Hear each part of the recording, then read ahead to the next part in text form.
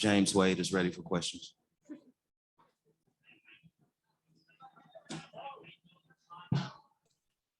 Right there. Hey, Coach, Doug Farmer, DAP. Hey, Doug. I got two questions for you. Yeah.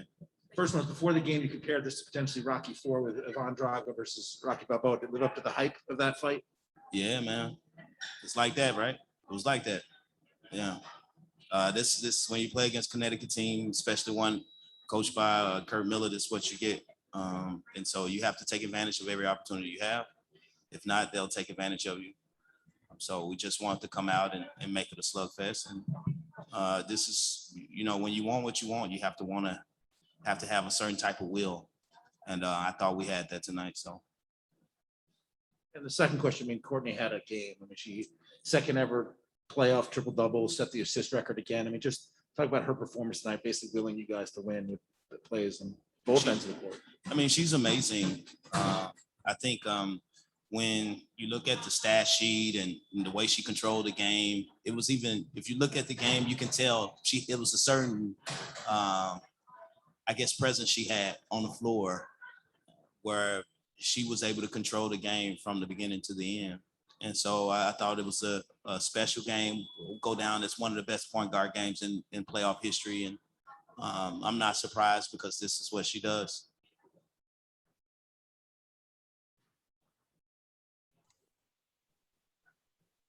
Coach, can you hear me? I can.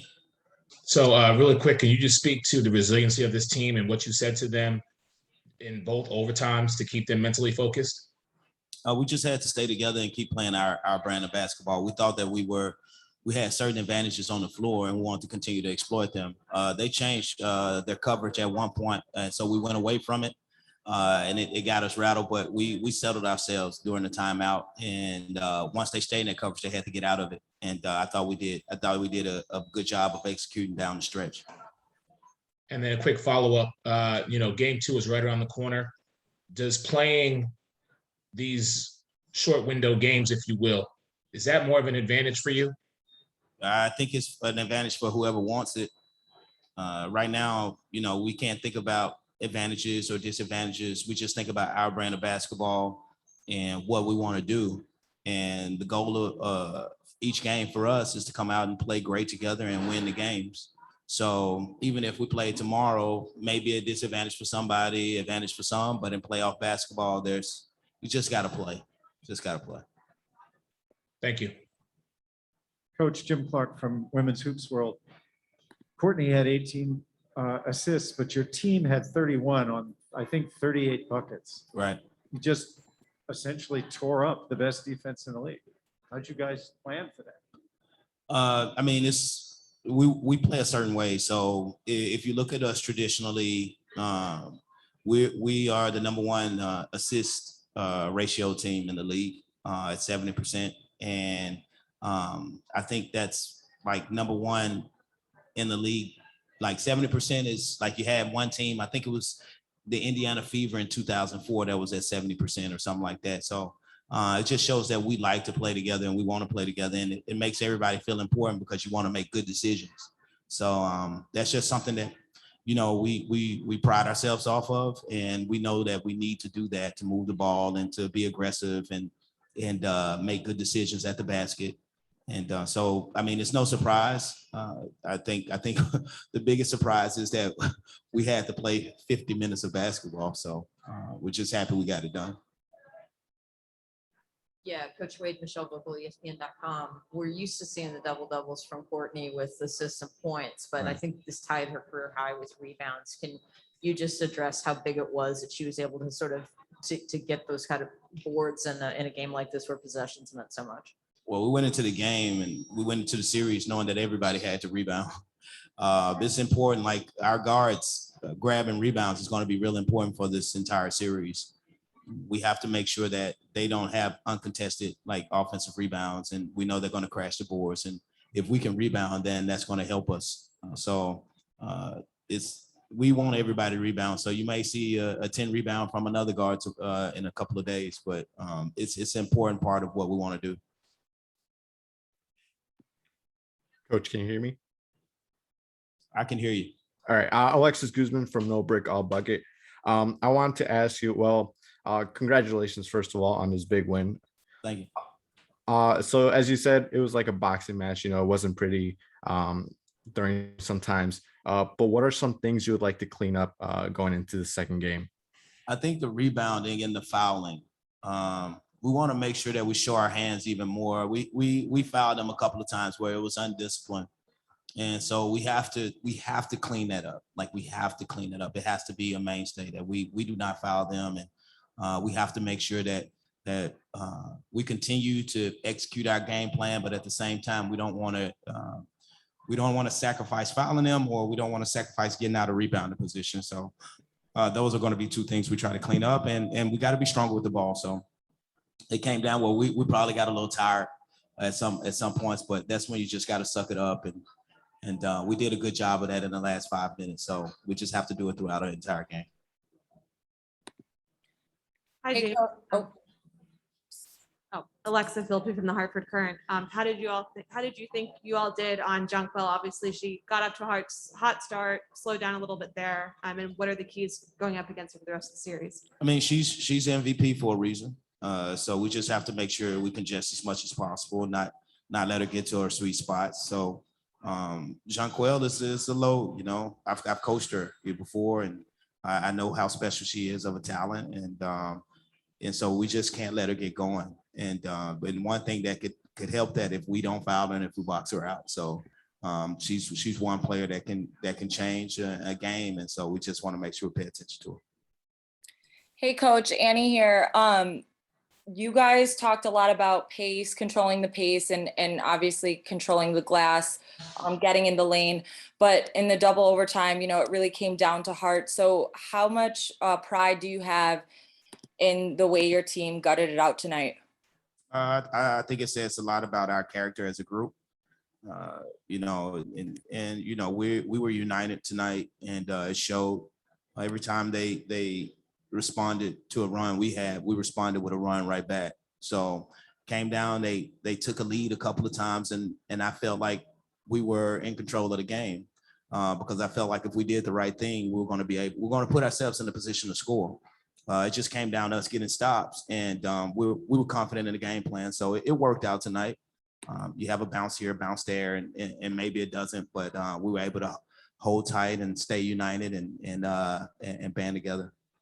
So And then rebounding, again, like I said, was something you guys emphasized, and going into overtime, the Sun were controlling the glass, and you guys closed that in overtime. So what changed, or what did you say to the team? What did you see change in them where they, got more aggressive on the boards? Well, I had this great tactical speech where I told them to box out. Thanks. That was that. Hey, Coach, it's Allison Moran from The Next. How are you? Doing good, Allison. Thank you. Great. I wanted to focus a little bit more on the bench. And can you talk about the contributions of Diamond and Stu and everybody who came off and did such an amazing job?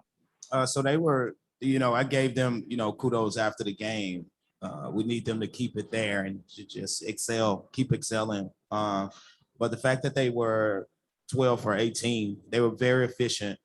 We didn't lose any ground when they were in. Defensively, they were solid. We actually rebounded well when Astu was on the floor. And Steph did some good things in overtimes that's really helped us out. And Diamond, she bounced back from a slow start, and I was really proud of her for that. So our bench gave us some time. Dana was able to, rest Lute a little bit, which we needed, and I thought it was important. So all the minutes were important. Talk about 250 minutes in a game, and we needed that bench who outscored them 27-20. Outscored their bench 27-20. So especially when you talk about 6-point game and your bench outscores them by 7 is really important. Incredible. One game for the ages, Coach, trust me. Question number 2 is, how do you sustain this kind of level of play in the next 4 games if necessary, at least for game 2? We just have to move on. We learn from our mistakes and try to maximize the differences that we have in our advantages. And so, but we'll move on. Like, this gives us confidence. Every game that you get confidence in the playoffs, it bonds you and bands you more and more together. And so we have to use that energy and use that positive reinforcement to keep it going and to take it a step further. Because it's going to be a physical game Thursday. They're going to come out and it's going to be a slug fight and slugfest. And so we have to make sure that we're clean in the way we play and we execute the way we need to execute in order to be successful. Thanks, Coach. Congratulations. Thank you. Hey, Coach Wade. Noel here from Beyond Women's Sports. My first question for you is, tonight, Candace is the only one on the floor with playoff experience. How much did the other players lean on her down the stretch in that second overtime? Now, I would be, not a good coach if I didn't correct you on that, but she's not the only person with playoff experience on our team. I'm sorry, championship experience. I'm sorry. With a championship, let's say with a championship. 'Cause we had some players playing the finals. All right. I'm sorry. All right, with a championship, she is, and so we lean on that. We expect her to be that leader that helps us out in a bind and helps us get through certain things. But and that's how it is. We appreciate everything that she brings to our team, and so we just have to make sure that everybody's ready to respond in those situations. And my last final question is, I actually did my homework from pregame. The 2007 Indiana Fever. I looked up where they finished. Yeah, just like I already know. They lost 2-1 to Detroit, right? Yep. When? In 2007, the top defense in the league. But when did they lose? I'm trying to think. I don't know. I just looked at the record. They lost in the semifinals. So there you have it. Thank you. This is Rafiq with Nothing But That Sports Talk. What an incredible win for the Chicago Sky in double overtime. I want you to break down the reasons why you're able to slow down the Connecticut Suns' momentum in the final few minutes of the second overtime. I think we did a better job of staying in front of them. I think we did a better job of not fouling them. And I think we were able to get key rebounds that we weren't getting consistently throughout the game. And so doing that, we were still able to, get to places on the floor that we want on the offensive side of the ball. But we knew that winning this game was going to be on the defensive end. And we were able to execute against a great team on the defensive end. And I want to get your thoughts on Candace Parker's 22 points, along with her historic second WNBA triple-double by Courtney Vandersloot. I thought they were big, Candace, the 39 minutes that she played, I thought she made key plays for us down the stretch. And I thought that was big. I thought she battled all night, even though, that we had a size disadvantage as far as putting her on Breonna Jones. I thought she battled and was able to make key stops when we needed.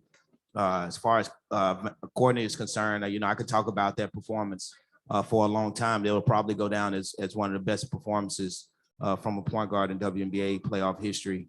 The fact that she was able to have the game and control the game that she had, not only having 18 assists, but only having 4 turnovers with those, and having the second triple-double in WNBA playoff history is amazing, especially on a night like tonight. You play against the number 1 team with the best coach in the league, the best player in the league, and you're able to lead your team to victory. I think it's amazing. Appreciate your insight and good luck in game 2. All right, thank you. Hey, Coach, this is James K.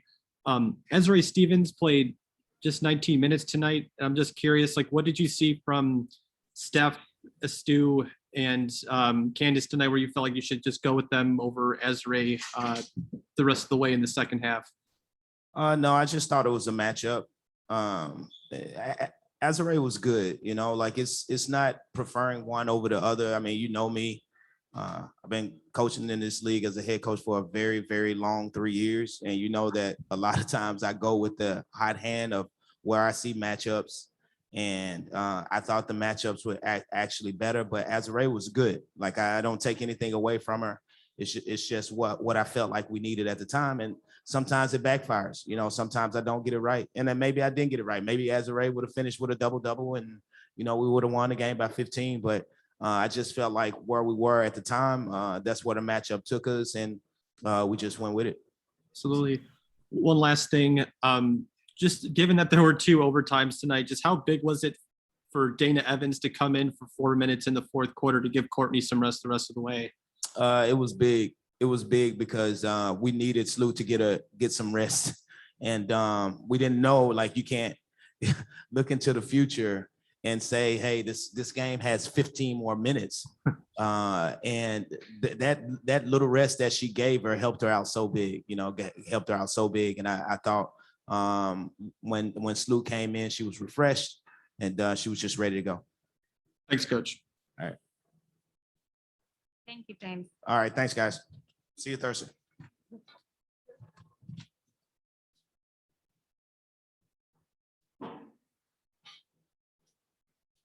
Whoever has questions in here for Kurt will be next.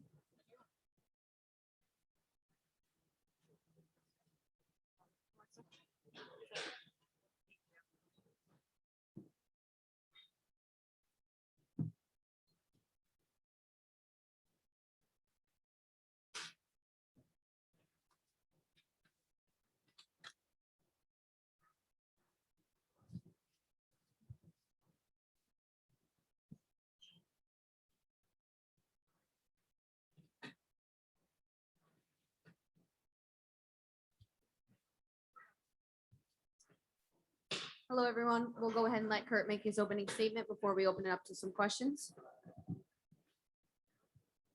Obviously disappointed with the end result, but a great game to start the semifinals. I think there was 14 lead changes, 15 ties. We get a double overtime game in game 1. So in a night where we have 5 players play over 37 minutes, they have 4 players play over 39 minutes.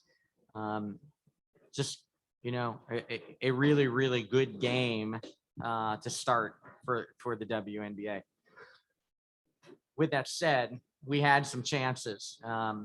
We know that we took 13 more shots on the game. We took 10 more foul shots.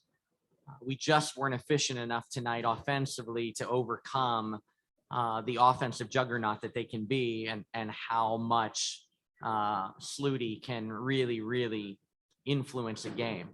And JJ Bree Jones combined for a lot of points on good percentages, but the rest of our team shot 28% from the field. And so we just weren't quite good enough offensively. And with that said, we had some chances. We had the last shot, and we just didn't get it done. We had an opportunity maybe to make a couple foul shots to get it done. But what a great game. Disappointed, but we reminded them we were sitting in the same exact reverse order last year. We were the low seed, got hot, all of a sudden found ourselves in the game 1 of the semifinals and had a big win against Vegas, who was the number 1 seed. And we all know how that series ended up. So we talked about it. We were in reverse. We sat in that locker room after game 1 in reverse order, and we know what the ultimate result was. So long series, a lot of good basketball left between these 2 teams. Thank you, Kurt. We'll go ahead and open up the questions in here. Hey, Kurt, Doug Fomberg, the AP. You talked a little about Sluty. I mean, that's one of the best games I've ever seen a guard play in the playoffs. I mean, triple-double, 18 assists. Just for a second, I know you appreciate great guard play. What she did tonight on obviously a big stage. Yeah, and that's Sluty. I mean, obviously it's a big stage, it's a big game, but she's the best probing keeper, dribble, guard, and just manipulates everything. And we gave her different looks. We gave her different coverages. In stretches, we were okay, but ultimately, she orchestrates everything for them out there, and she's so good with the basketball. So, huge game for her. We've got to keep looking at different ways to try to disrupt her, as everybody does. But that's Sluty, right? That's what we think about her each and every night. That she has the ability to just orchestrate everything. Hi, Kurt. Aside from what Courtney was able to do tonight, what made Chicago's offense so just lethal for them to score 84 points in overtime? Obviously over 100. Oh, sorry, 84 points regulation, 101 in overtime. Outside from her. Yeah, I mean, they shot really efficiently. Like their magic number has consistently been 45%. When they shoot 45% and greater, their winning percentage is terrific. When they shoot less than 45%, they've been very human. And so, that's been real big for them. And they shot consistently over 50%. It's just hovered around 50% all night. We just couldn't string together enough stops, in basketball, in pro basketball, NBA, WNBA, everybody talks about 3 consecutive stops. And in a 50-minute game today, we had very few 3 consecutive stops. So we just never could build any momentum with our great defense that way. And missing, I think it was 9 free throws in all, including some like towards the end of the game. With that just tightness, is there anything you can really chalk that up to? It's just one of those games, right? And you left some points on the board around the rim, and we missed some foul shots. I mean, we scored identical, like in a 50-minute game. We ended up the game with the same exact number of points in the paint. We took 16 more shots in the paint than they did, and we ended up with the same amount of points in the paint. We just weren't efficient.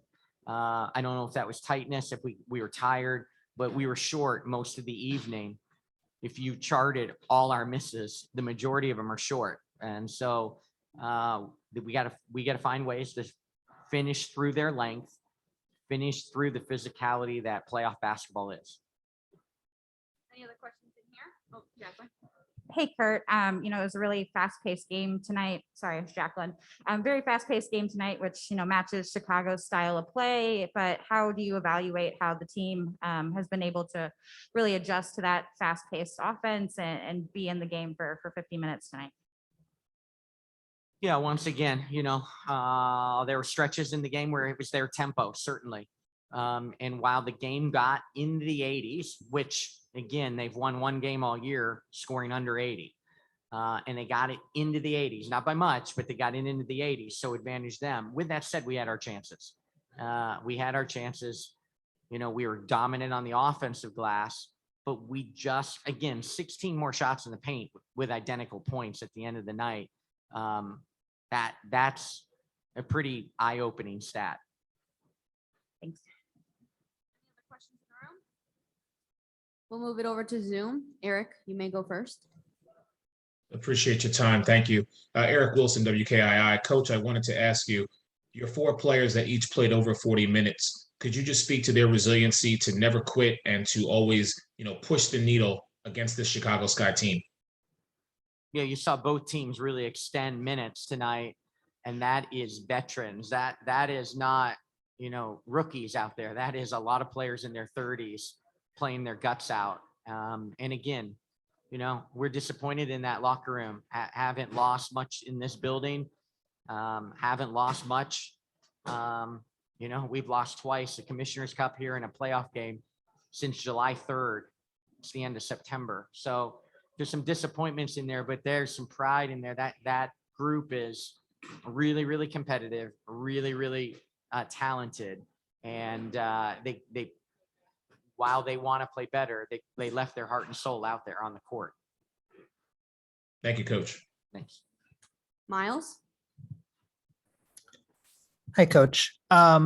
Was there any thought to call a timeout after that forced turnover at the end of the first overtime, or was the idea to try and capitalize without giving Chicago an opportunity to get set there?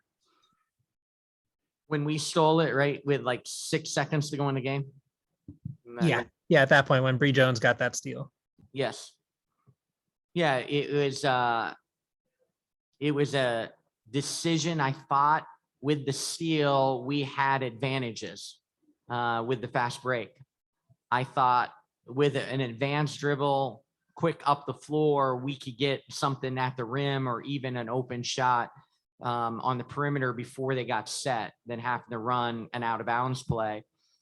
And it didn't materialize. We just hesitated for a second, then we fumbled it a little bit. And at that point, like I was wondering, should I call a timeout with 3 seconds to go? But I thought when we came up with that steal and I saw players streaking down, it was that knee-jerk decision that you have to make as a coach. And I thought we had clear advantages, but we just didn't move it quick enough, and then we fumbled it. I apologize to Jazz. I apologize. I said I thought we had an advantage. I could have taken a timeout, but I really thought we had something. Gotcha. Thank you very much. And I just wanted to ask more about Bree Jones's effort tonight. She hit so many huge baskets for you and made a ton of big defensive plays, especially down the stretch and in the overtimes. What were your takeaways from her game? She looked like the best player on the floor a lot of the night, right? Like she just scored the basketball, and then defensively, she behind action made up for so much of what was going well for Chicago. She covered up so many good actions by them and made them more difficult, disrupted it, altered it, blocked it, poked it. You see why we believe Bree Jones is so underrated in this league and so valuable to what we do. She's an elite. She's played herself into an elite player. Thanks so much. Good luck on Thursday. Thank you. Rafi? Yeah, although you didn't manage to come up with the win, 3 of your players managed to notch double doubles. Literally 2 of them managed to walk away with WNBA awards. How useful will that be going into game 2 this Thursday? Yeah, certainly those 3 all had double doubles, and JJ and Brianna were efficient in their double doubles. DB, just kept grinding. It wasn't her night in terms of finishing, but she just grinded. And then, to watch Bree January and Jasmine Thomas sell out defensively each and every possession, it's really remarkable to watch. We just didn't make enough plays today in a really close game. Alexa? Appreciate your insight. Kurt, there were some plays, I guess, at the end of regulation or when you had the ball in your hands and were able to maybe get a go-ahead basket. Looked like it was maybe harder to get JJ the ball, or you're looking at Duana, maybe Natish at some of those plays. Was that just a factor of what the looks you were looking to get, something that Chicago was doing defensively? Why was the ball maybe in her hands? Into JJ's hands, Alexa? Yes, Is that what you're saying? JJ. There was different actions throughout the game. The last play, we put Duana in JJ in an action. They got really physical at the point of attack, and so we rejected it. DB tried to make a play and didn't come off the screen, which didn't allow then JJ to get into space. You got to give DB that freedom to do that. And again, credit to Chicago. They were real physical in that action, but you tried to put 2 really talented players in an action, and we didn't come up with the basket at the buzzer, but we took the last shot.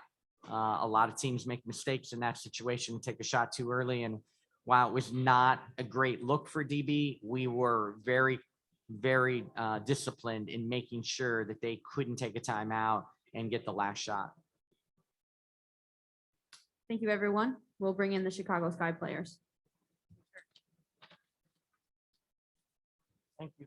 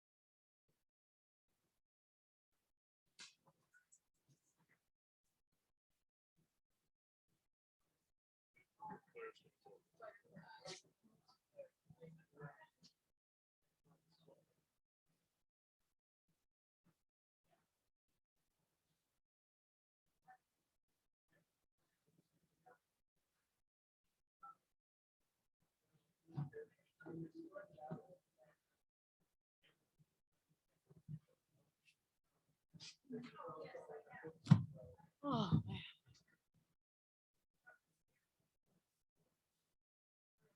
Candace is coming, but you don't have to wait if you don't want to. Oh, we'll wait. Oh, we wait? Okay. Yeah, she's coming. She's on her way. Yeah.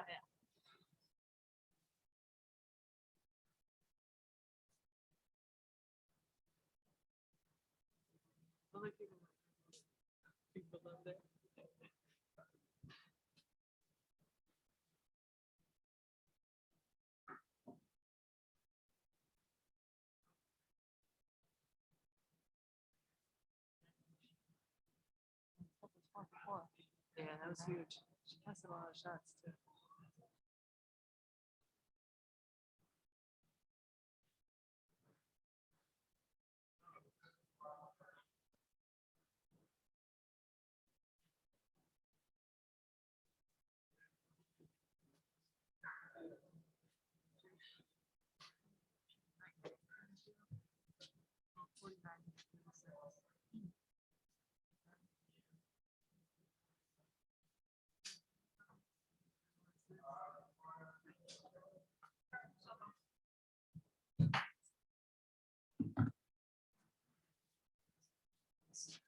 Thanks. Michelle Vocal, ESPN.com. Courtney, I know you played 1 year, the Swoops is last year, your first year in 2011. You're now in the record books with her. You're the only 2 players ever to have a triple double in playoffs. What is that? I know your focus is on winning the game, but I'm just wondering what it means to you to sort of historically be in that position. And then Candace, I wonder if you could just talk about, you played with so many great point guards, what it's like, the performance you saw from Sloot today. Yeah, that's really special. You know, I didn't know that I had a triple double until the end, and Holly told me, and it said that Cheryl Swoops was the other one. So, you know, she's elite, and to be with that company, that's you know, obviously special. And to do it in the playoffs, you know, I needed what was it, 50 minutes to do it though. She probably didn't. No, I think Sloot's humble, but it's remarkable for her to do what she did, play the minutes that she did, defend, rebound, come down and facilitate through pressure. And yeah, I think sometimes we get spoiled because we see it all the time. We see the plays she makes, and it really has been fun for me just to watch the way that she thinks the game and the way that she's always 2 plays ahead, you know, of what the defense is going to do.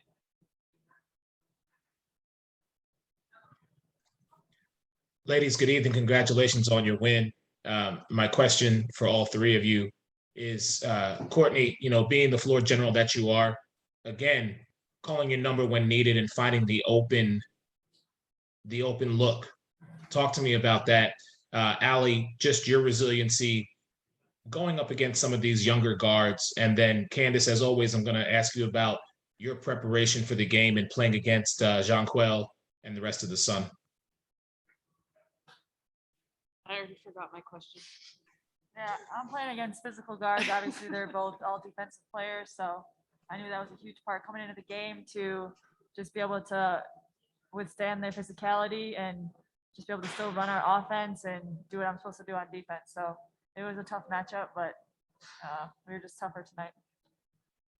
Jonquel, I mean, she's MVP of the league. She played extremely well this year. And, you know, it's just you're not going to stop her. It's just about making things hard and slowing her down. And, you know, I think we have post players that we can throw at her and just try to make it as difficult as possible. You have DePaul and Tennessee that remembered their question. Not so much. So you might have Mine to was repeat it. first. You might have to repeat it for Sloot. So, Salute, my question was, again, you know, against Dallas, you know, watching you basically just be the facilitator that you are, calling your own number when you need to. Candace just said it. You seem to be 2 steps ahead. What do you attribute that to? I mean, this is my job. This is what I'm here for. You calling my number when we need it, but facilitating. I mean, I'm just out here doing my job, just like they all are. Fair enough. Alexis Guzman from No Brick All Bucket. So congratulations to you three on this big win into the sky. So what was the key for this team mentally, especially with double overtime, to get past the Suns defense and to earn this hard fought win? Honestly, I think we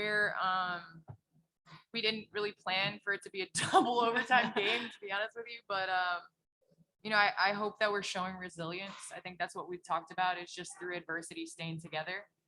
And I can say, this postseason we've done that, and it hasn't always been pretty.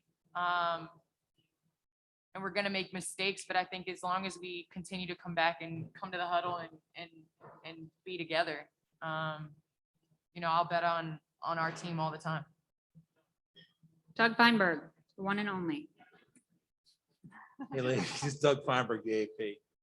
Court, you didn't know about the triple double. I mean, you also set the assist record tonight for playoffs, or reset it since you held it before.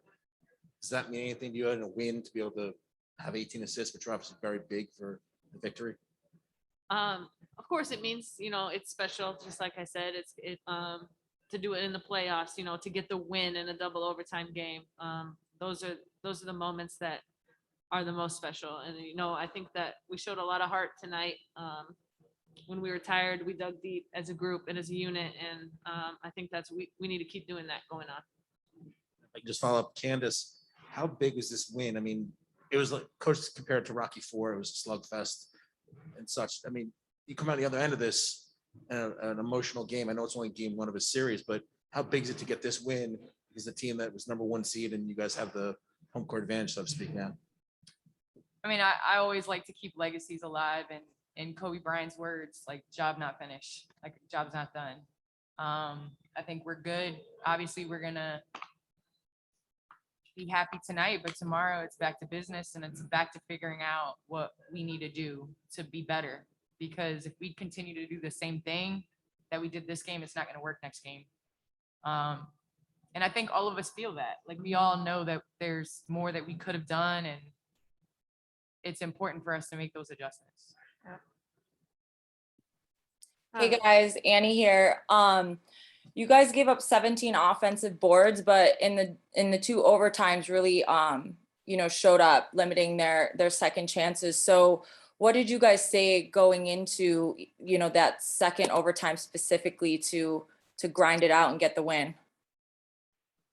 We just kind of looked at each other and we're like, who wants it more? Like, who wants it more? We just kept saying that to each other. And I think that when you're playing 45, 50 minutes, that's just what it comes down to. Like, who's going to want it more? Who's going to want the rebound and just to play harder. So that was that. What kind of confidence does a win like this give you going into the rest of the series? I think winning game one is huge, but most importantly, Candace said it, the job's not finished. It's a series for a reason. So, we're going to go confidently into the next game, but we know that there's still adjustments that are going to be made both sides. A series is a chess match. So we don't want to get too ahead of ourselves. We're happy with what happened tonight, but the next one is right now on top of mind. Thank you. This is Rafiq with Nothing But That Sports Talk. I got a question for Kansas. Actually, 2 questions. Was this everything you expected when you played during your first season with the Chicago Sky, as far as being defeated in the playoffs up until this point? I mean, when I signed here, we all talked about like being in this situation, like being in this position. Yeah, like, of course, that's why I came here, is to play with, one of the best point guards in the world and one of the best shooters in the world. And I think collectively, like, our group, this was the expectation, was to be where we're at right now. And the way the team was passing the ball tonight, how do you plan to continue that progress going into game 2? I think it's fun to play with our group because you have players that come in and are effective. I mean, our bench played unbelievable tonight. So when we have players that move and are capable of filling roles, like, I just want to get the best shot. And I think that collectively, like, that's what we're trying to do. Appreciate your insight and good luck in game 2. Hi, Candace. Alexa Philby from the Hartford Current. One of the things Kurt mentioned on his media availability was that Connecticut had a really hard time finishing in the paint, even though they had a significantly more shots. So how would you assess just your team's defensive effort and really being able to congest it or make it harder for them to really execute in the paint? Yeah, I think we did okay. I think it's definitely it was a post, game. Jonquel had a great game. Jones had a great game. I think it's just about making them take difficult shots. Like I said, you're not going to stop them. Jonquel's MVP for a reason. Brianna, I mean, most improved for a reason. So I think it's just about making it as hard as you can, and trying to get those second chance. There's so many times where like they offensive rebounded, especially to start out the game, and then in that fourth quarter. So we definitely have to clean that up. All right, thank you. We'll have the Connecticut players. Thanks. Thank you, guys.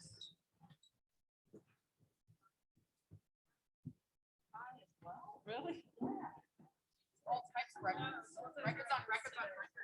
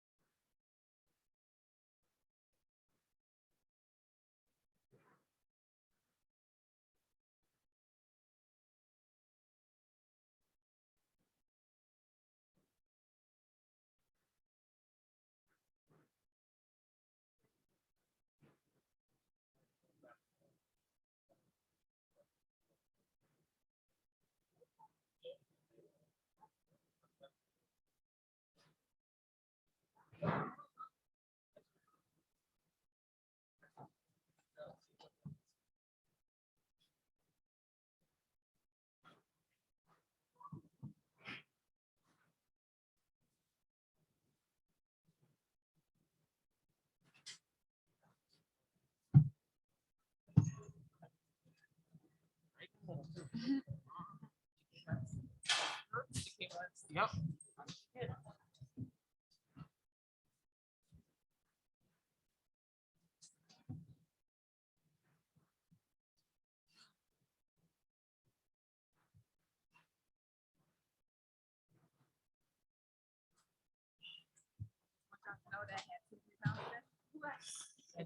You know it? No. Let me tell y'all. We'll go ahead and open up to some questions for Brianna Jones, Dewana Bonner, and Jonquel Jones. Hey, ladies, Doug Feinberg, the AP. Whoever wants to answer this, I mean, there's so many things that you guys did right tonight, but I'm sure there's things that you can fix. Does that make it easier? Okay, come back for game two. There are easy things you can fix to come out with a victory instead of being down 0-2 potentially. Yeah. Okay. Okay, thank you. Yeah. Yeah, we know we can play better. We missed a lot of shots today. We were out of rhythm, but no discredit to them. They played a hell of a game.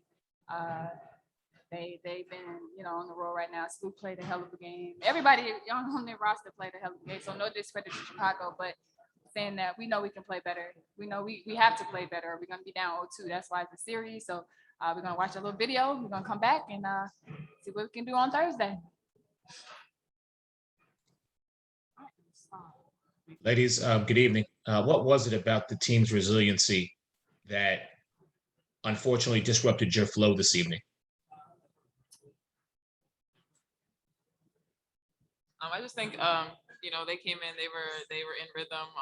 They executed their game plan defensively. They were getting back and getting stops. I just think there were some missed opportunities for us defensively, missed assignments that we usually on top of. I think we're gonna go back and watch film and clean up some things and come back and be better next game. Just a real quick follow-up. Does having the time off, do you feel that benefited you or benefited them? Because they have now played 3 games in 6 days where you had 9 days off. Yeah, of course. That's kind of the good and the bad about having a bye. You have 9 days off, so you kind of we was riding away for a little bit, and not saying that's why they won that game. Like I said, they played hell of a basketball tonight, so that's not why they won and we lost. We missed shots, we missed assignments, we missed free throws, we missed layups, we missed rebounds. Something uncharacteristic of us, so we know we got to do things better. So that's why we lost the game, not because we were off 9 days, but because we did things that we usually do. We didn't do it like we've been doing in those 14 games that we won straight. So yeah, we'll come back, and like I said, we're gonna regroup tomorrow, watch video, and see how we can get better, how we can slow them down. They played a great game, so we got to come back and fix a couple things. Thank you. Alexa. JJ, I guess you can answer this. You guys hang your hat on defense. Obviously, Chicago is an offensive juggernaut. Is there anything just right off the bat that you think will be the biggest adjustments you'll have to make to try and slow them down for the rest of the series? I think we have to make Scoop a little bit more uncomfortable. She obviously picked us apart tonight. Had a great game, just dishing the basketball. So I think that's going to be really important. But just like DB and Breezy said, it's a lot of missed assignments. It's a lot of things that we came into the game saying that we were going to do, and we didn't get it done. And so it's kind of hard to really talk about changing things when you don't really do it the way that you plan to do it in the first place. So that's the main thing that comes to the top of my head, is just doing things better and at the level that we know that we can do it at. Jacqueline? Hey guys, Kurt mentioned in his presser that after the game, he told everyone on the team and talked about how this is kind of a reverse of last year's semifinals where, you guys were the number 7 seed and then took game 1. Just what is the general feeling in the locker room from the team as a whole, just right after that game? I know it's kind of an emotional day, and just what's the general kind of mentality and mindset going into Thursday? I think our mindset is just, learn from this game, learn from our mistakes that we made this game, and come back and attack tomorrow with film and our preparation, and then, come ready for game 2 on Thursday and come out better than we started this game and, play our game and execute our game plan.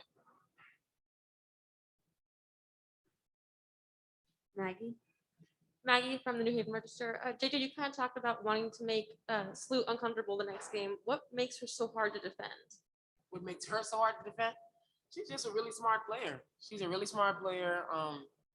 She sees things kind of 2 steps ahead almost So if she gets too comfortable in what the defense is doing, or she gets comfortable in what the defense is doing, she's already thinking about where her next pass is, or just knowing where her teammates are going to be. So she's a great point guard, you know, and she's led the league in assists for a reason. And so that's her MO, and that's what she does. Miles? Hi. Although you guys won the turnover battle 20-12 tonight, Chicago scored 19 points off those errors to your 8. Aside from cutting down on the live ball turnovers, how can you try to make adjustments in transition ahead of Thursday? Put the ball in the basket. Put the ball in the basket a little bit better.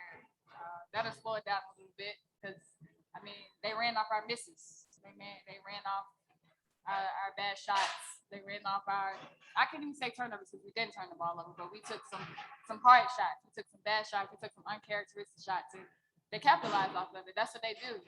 They get out and they run. So, yeah, put the ball in the basket. And on a night where Chicago shot nearly 50% and you guys shot about 38, and then also missed some free throws at the line, how much does that give you a bit of a lift going into Thursday, knowing that you had the rest of these 9 days off that hopefully you've shaken at this point, and that you didn't play your A game and you still took them to double overtime? I mean, I'm pretty sure Curtis said it, but they're a team that when they shoot 50% or better, they win basketball games. So I'm not really worried about us shooting. I know that we're going to come in, we're going to be able to shoot the ball and make shots. I'm more focused on, or we're more focused on us being able to get stops. And we understand that defense is what we've hung our hat on this entire season. And we have to get back to that. I think that's the main focus right now. Thanks so much. Rafiq, we have time for one more question. Yeah, although you guys weren't able to come away with the win, you did manage to match Chicago Sky in rebounds. How effective will that be going into game 2? For anybody who's comfortable answering. I think we can rebound better than that. That's been our thing all season, and like rebounding, we go get it. Even on those missed, we had a lot of missed shots, and I think we can get more. I think we can be better on the boards actually. So that's something that we have to clean up. They had some key rebounds when we need to come up with it. So yeah, we won that battle. That's something that we've been doing all season, but I think we can be better. Appreciate your insight and good luck in game 2. Thank you. Thank you, everyone. That concludes media availability tonight.